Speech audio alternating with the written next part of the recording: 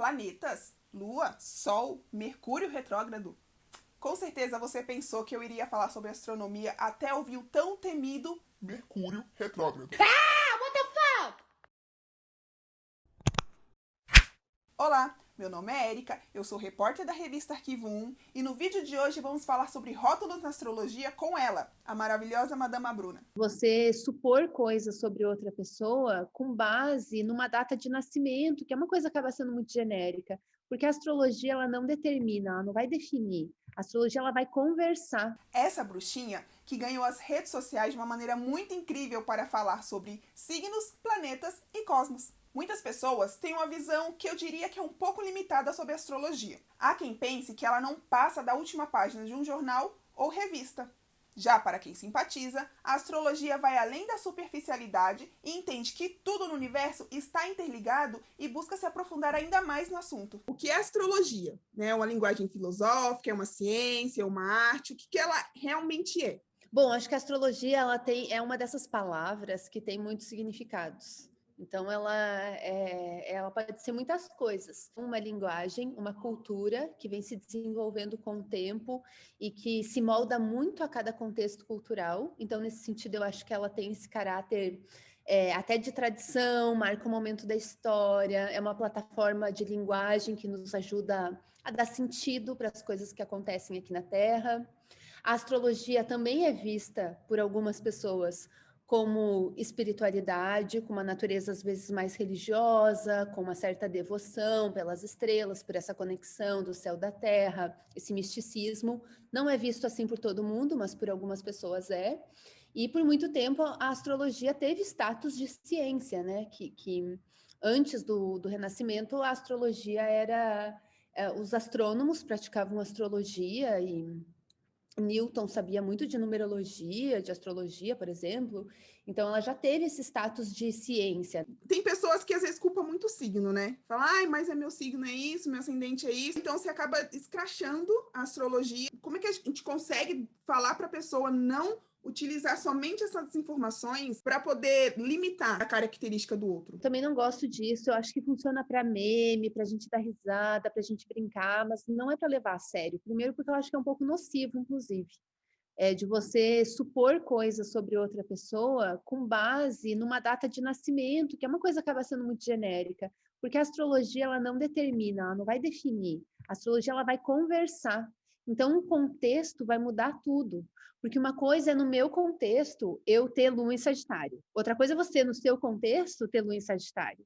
A gente pode ter pontos em comum, mas o contexto vai determinar muita coisa e a astrologia ela não vai definir caráter, tem uma parte importante que são só as nossas escolhas, e a gente tem liberdade de criar, né? Então, às vezes eu acho que essa parte da astrologia é uma parte que pega e que é prejudicial para as pessoas mesmo. Às vezes de pensar assim, eu sempre vou ser assim, porque isso é meu signo, não muda, e justificar comportamentos nada a ver, ou até se limitar às vezes, do tipo, isso não é para mim, eu não tenho leão no meu mapa, então eu nem vou pisar naquele palco, eu nem vou pedir reconhecimento, sendo que, tipo, não tem nada a ver, a astrologia não fala de coisas imutáveis nesse sentido. Eu gosto muito de ver, inclusive o próprio céu está sempre em movimento, e o nosso mapa está sempre em movimento, e o jeito que a gente o nosso signo, que a gente vive o nosso mapa, nossos planetas, eles vão mudando com a maturidade, com as experiências.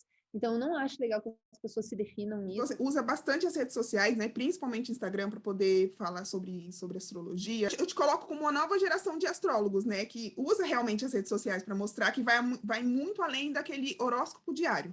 Seja por memes, por vídeos ou por imagens. Então, quando foi que te deu esse start, assim, de usar o Instagram? Quando eu comecei lá em 2017 a escrever, foi em 2017, eu não conhecia nenhum Instagram que fazia conteúdo escrito ou de vídeo, nem tinha vídeo lá, nada.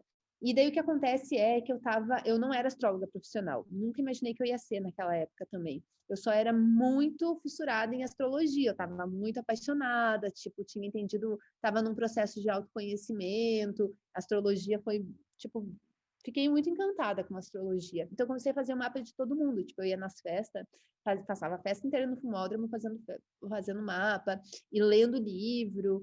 Tipo, lia muito, muito, muito. Fui comprando vários livros, fiz alguns cursos, assim, mas não era para ser profissional. Daí, fui fazer um horóscopo de brincadeira para os meus amigos. Botei uns memes, porque eu achei que o horóscopo estava muito sério, eu fiquei com vergonha, daí, tipo, para não me levar tão a sério, eu botei uns memes. E botei esse conteúdo de texto nos stories. E eu acho que era uma coisa que não tinha. Hoje em dia, todo mundo parece que tem que produzir conteúdo, mas naquela época não era assim. E eu não fiz pensando, vou trabalhar com isso nem nada.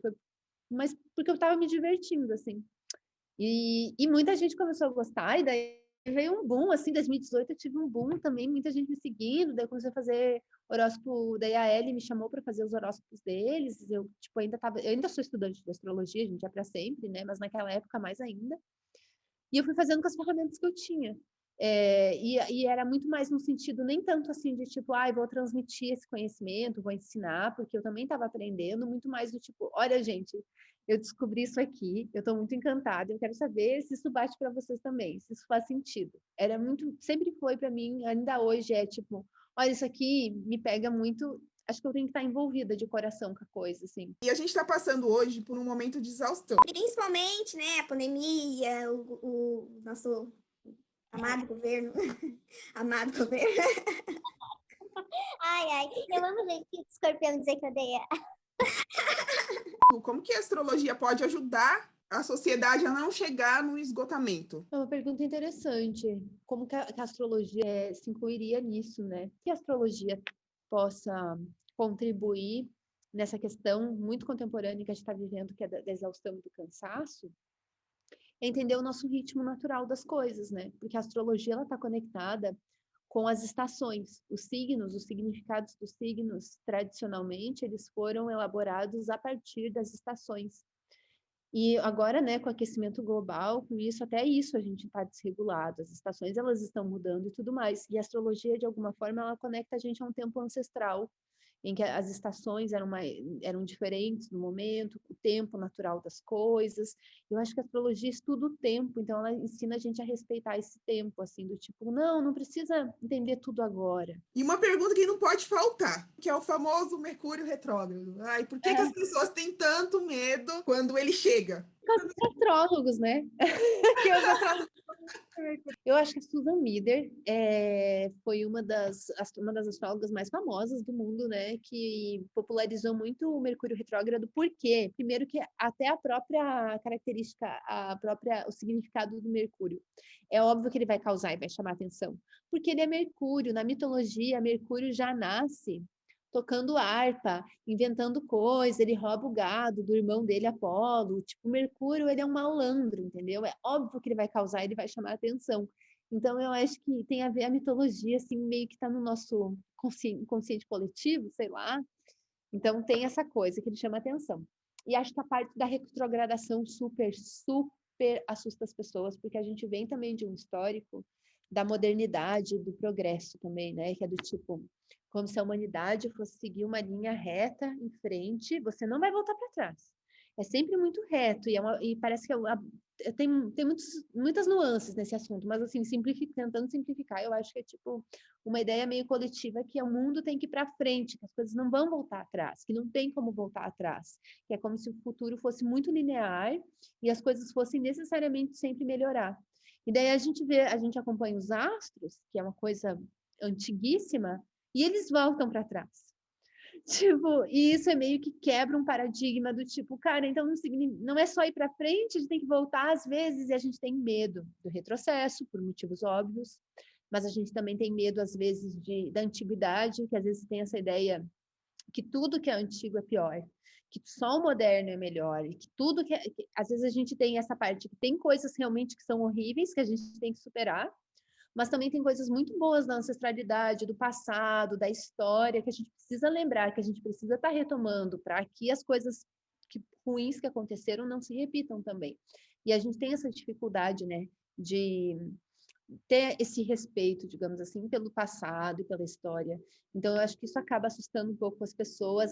O nome, a retrogradação, eu acho, mais do que o Mercúrio, na real. Eu amei nosso papo. Amei. Adorei.